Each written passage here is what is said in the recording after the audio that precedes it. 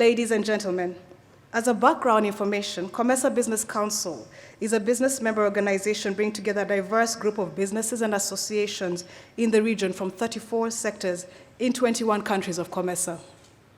CBC is the recognized regional apex body of the private sector in the region. CBC is a key advocacy driver for the private sector, and we provide a link to the policy organs of the common market, where we influence policy on behalf of business. We seek to improve competitiveness and deepen the participation of the private sector in regional and global trade.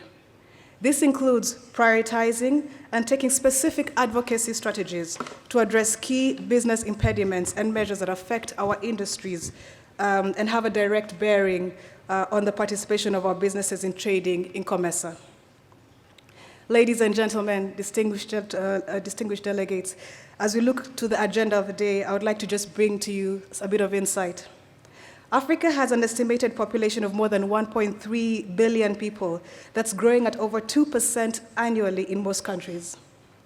Over 50% of the people in many countries are below the age of 25 years. This population has a growing need for services, jobs, economic growth provided primarily through small and medium enterprises. Yet these enterprises face an array of challenges that far outstretch those of their counterparts in developing countries. One key challenge, of course, is access to finance.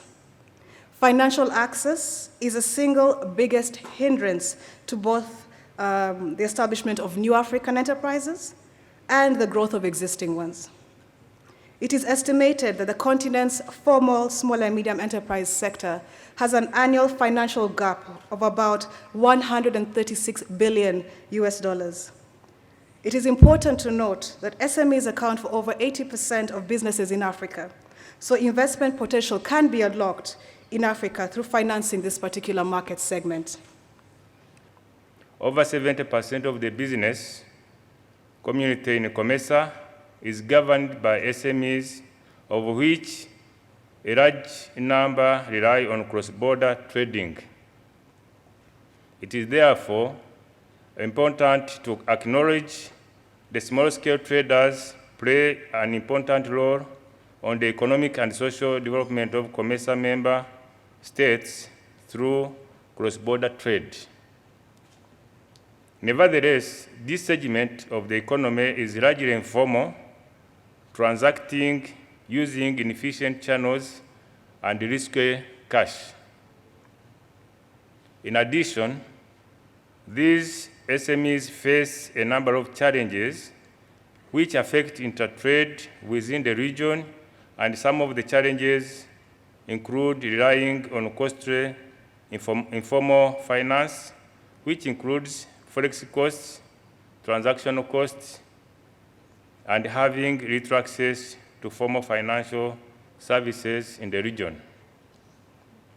At this juncture, let me bring to attention that a range of policies and reforms have already been implemented in some countries to support SME financial inclusion. These include direct interventions to enhance bank credit, such as through state-owned SME banks, credit guarantee schemes, and interest rate regulations. In recent years, a growing number of countries have also developed national strategies to address key obstacles to household and farm financial inclusion.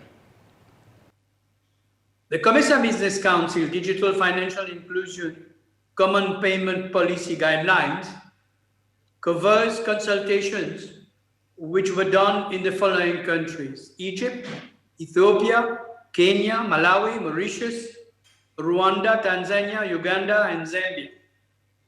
In this regard, I would like to thank the above COMESA member states for providing valuable information to facilitate the development of this policy framework. Distinguished delegates, as a strong advocate for enterprise growth and development of our local and regional markets, this meeting is held in a timely period. when we are focusing on the growth of small and medium enterprises. It is now a well-established fact that giving low-income households, and especially women, access to formal financial services can make a critical contribution to reducing poverty and addressing inequality. Evidence from many parts of the world indicates that when more people have access to services such as a secured savings, lower cost remittances, affordable insurance, and appropriate forms of credit, it can only contribute to more inclusive growth and help foster domestic resource mobilization, increase productive capacity, and reduce vulnerability.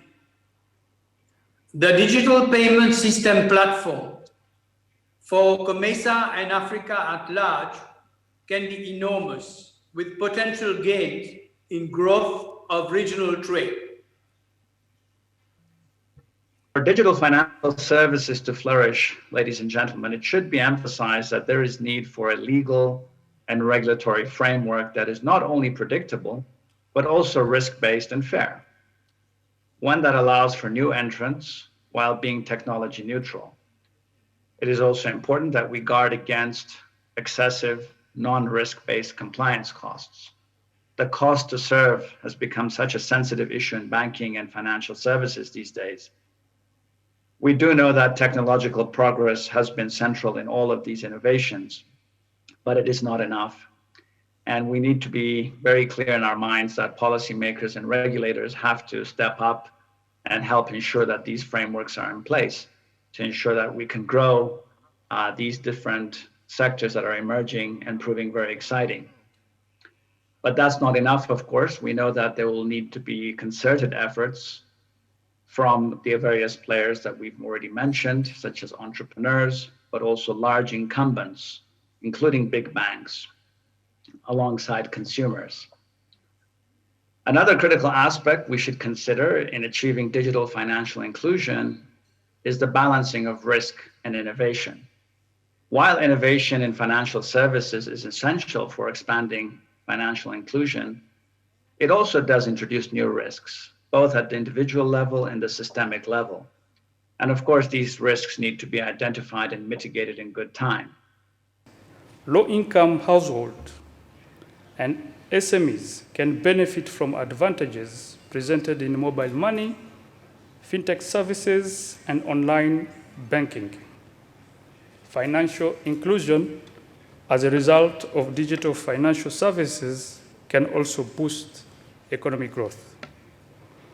Distinguished guests, distinguished delegates, the provision of MSMEs finance across different types of private financial institutions and market is currently weak. Gaps are still wide for rural and MSMEs clients who require a wide set of financial services to contribute simultaneously to managing risks, smoothing consumptions, making investments, concluding transactions, and facilitating the production of quality goods and services. It is my sincere hope that this high-level public-private dialogue will consider the recommendation by industry towards our common vision of addressing the needs of SMEs who are an engine for economic growth within the COMESA region and Africa at large.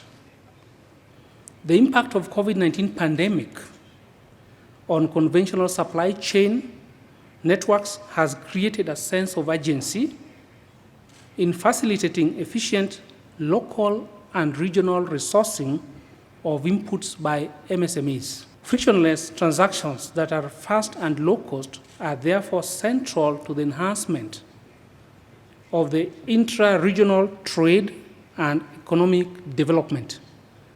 The growth of technology does not make it any easier because behold, if it happens, artificial intelligence could be used in the negative sense, and this would, is going to give us big challenges. But how do we ensure that all this is protected? And by consumer protection, there are all sorts of elements that we have to look at. For example, disputes. How do we ensure data is secure and protected? This data is traversing different networks.